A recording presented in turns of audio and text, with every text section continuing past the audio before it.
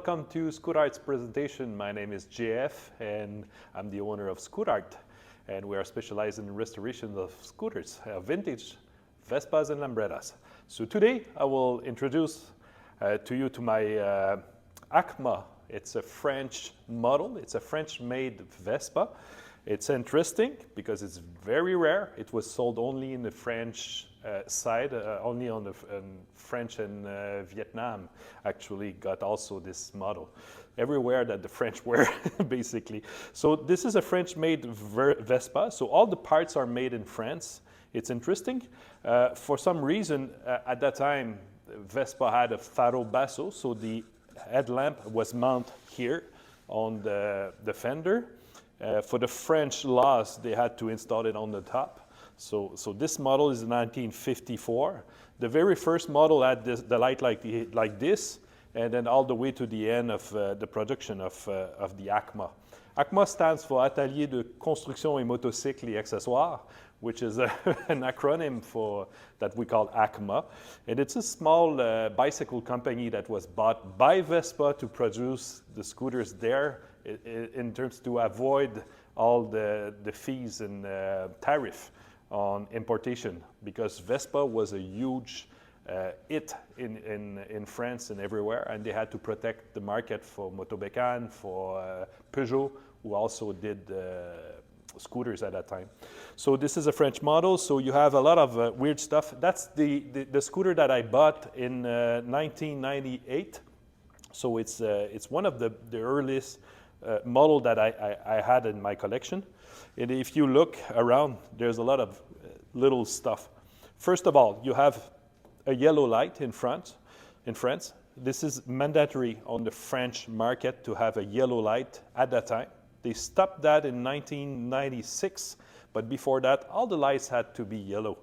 So the headlamp is a Cibier, which is a French company. The carburetor was a Goutner, it's another French company, and you have a specific tail light that is typical to the French model here. So if you look on the French model, you always have, on all the scooters, it's always made like this. The tail light is mounted on the license plate. It was mandatory to do it like this at that time. It's weird, but all the numbers were painted in France. So if just a quick, just for fun, okay, if you read a French license plate, you can know exactly at what time, what year, and where the plate was issued. So this is 73, which is it's la Savoie, which is in the Alps. Basically, the bike is from Aix-les-Bains. Okay, so we know all the history, and because you have only 2 liters. And a small number like this, we know exactly that the plate was issued in 1954, 55, about that period. Then I have cool accessories on the bike. If you look over the time, I found a few little things, you know, like you have a fuel gauge here. This is an original fuel gauge. So if we rock it, well, it's empty. I released it. Yeah.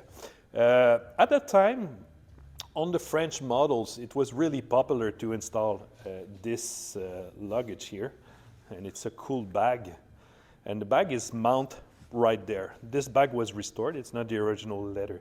Also, if you look closely, this is typical to French model. If you look at the tip of the floorboard rails, you can see that it's like this, and you can see the ridge on the side. Okay, you don't find that on the Italian models. The Italian model, you have a little tip at the end, a chrome bit, and the rail itself is really slick. You know, there's no little things like this. On the French model before 1955, they had to put like in UK. They had to have the license plate also painted on the front fender. But that disappeared after 55. And if you look, you have Vespa word here. So it's interesting because on the export market, I mean, for everything that was made outside Italy, Vespa was on every little piece of equipment, you know, everywhere. So yeah, you have that. It's really interesting.